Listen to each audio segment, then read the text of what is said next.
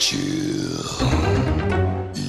Hello Marvel Legends and welcome to another episode of the Legends Legacy Review, and today we are going to go back to my forgotten baby that I neglect far too much. It is the Legends Legacy Review. But before we do that, if you like this show and you want to see more, join the 6-1 Clicks by clicking the like, share and subscribe buttons. And if you really want to support the show, then go over to patreon.com/display model behavior, throw a few Marvel bucks my way and it helps keep the lights on. But enough of that, because today we're doing the Legends Legacy Review and we're going to do a figure that I have always kind of, speaking of neglect, sort of neglected on my shelf. I've never really paid him too much attention, and that is Scourge, also known as DMan, Dennis Dumfries, or Demolition Man. There's so many different names and aliases. I think that's why I didn't sort of cotton onto this character much originally, because I got him as part of a bundle, and I'd never really read that many comics with him, and I was like, just kind of a cool looking character. I didn't specifically buy him,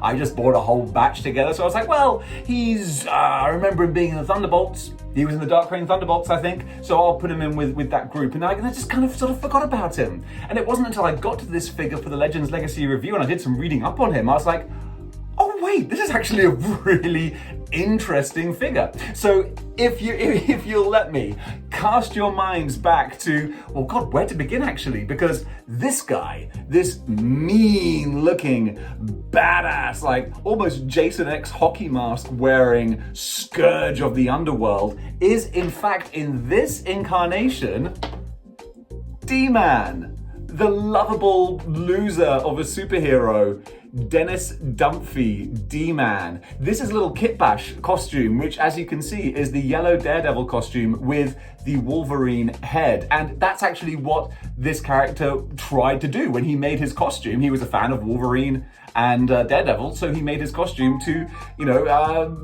not parody, but pay tribute to those guys. So that's why he looks like this. And Dennis Dumfries, he was given these enhanced abilities by this character called the Power Broker, and he entered this superhuman wrestling league, and that's kind of where he got into superheroics. He refused to throw a fight against the Thing, and eventually he ended up teaming up with Captain America and fighting crime with him and being sort of Captain America's sidekick. And he was the sort of classic kind of lovable loser. And eventually, his life kind of took a turn for the worse, and he ended up being homeless on the streets, but he was still kind of taken in by the Avengers, and he was like this homeless guy who was also a superhero. It was a really interesting, unusual kind of dynamic to have. So he has various adventures with Captain America. He's kind of a backup member of the Avengers as well. Even though he doesn't pack much of a punch as a heavy-hitting character, he's always kind of, the Avengers appreciate him and they want to bring him in as a hero and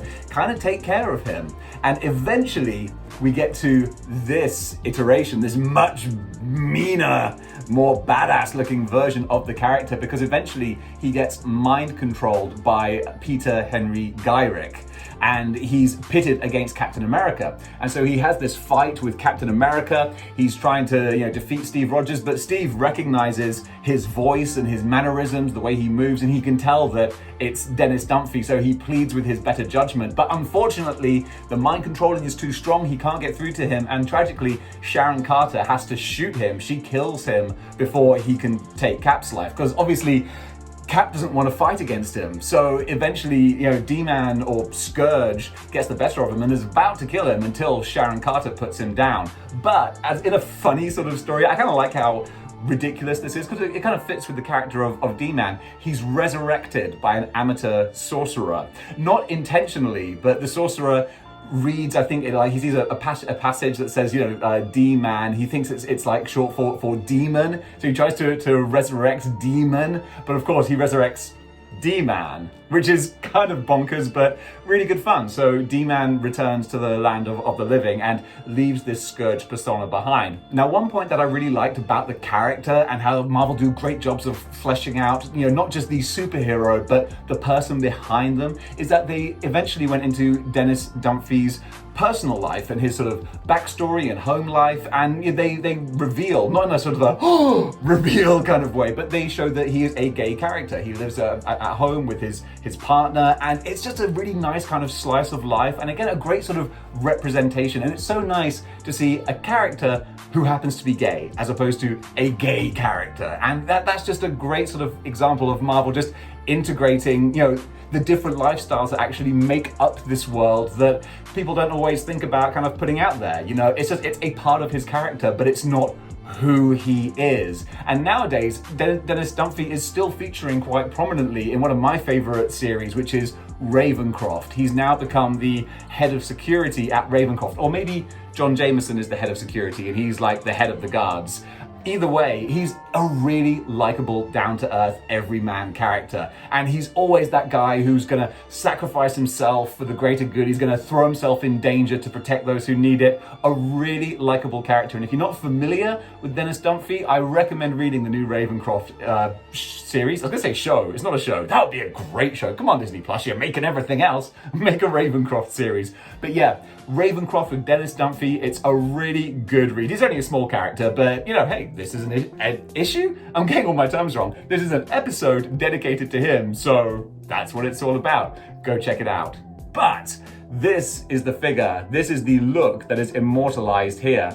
And now that I've taken the time to actually look at him, this is a good figure, like way better than I ever gave him credit for. Okay, first of all, cards on the table here. This is not the weapon that he comes with. That's a big bone of contention, you see, because he's Demolition Man. Why not give him a huge big rocket launcher to fit the Demolition Man persona? Makes so much more sense, and makes a lot more sense than the weapons he comes with.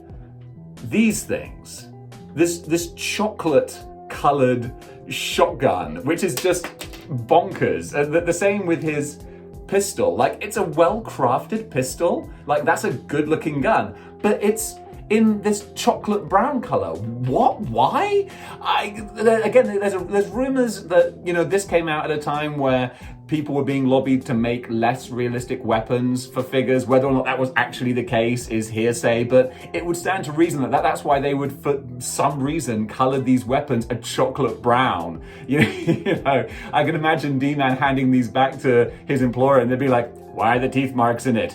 "Well, I thought it was made out of chocolate." "It was never made out of chocolate." Well, it looks like it's made out of chocolate. So I'll put the gun in the holster, because actually if you can just see the handle, it looks like it's just like a wooden kind of handle, which sort of makes sense. But then a brown gun, it's nonsensical. But a big badass rocket launcher, oh hell yeah, man, I'll take that.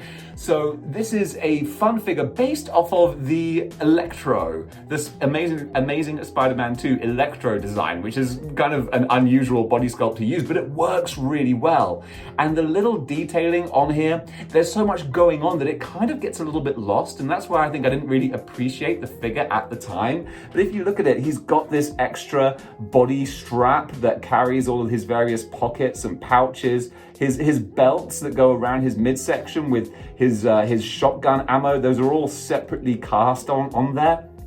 He's got his removable knife behind him as well. So I love removable weapons. That's just so great. It's funny because they might as well be cast in there because I always have them displayed inside their holsters, but it's just great that you can remove them. So all the pockets and pouches, I love the leg holster as well. I just think it's a great accessory. I think quite a few characters have this leg holster, but it just looks really cool. And then of course you have the mask itself, and there's just something about this kind of gas mask type look that looks super, super cool. As I mentioned, it's a Jason X style mask, and I'm being a Friday the 13th fan, I got a lot of time for that.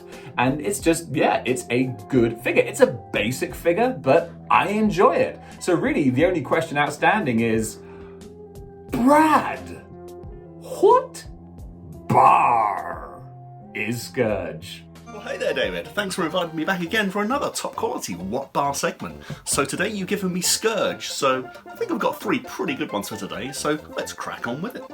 Coming in at number 3, we have a bar of Chocofair dark chocolate.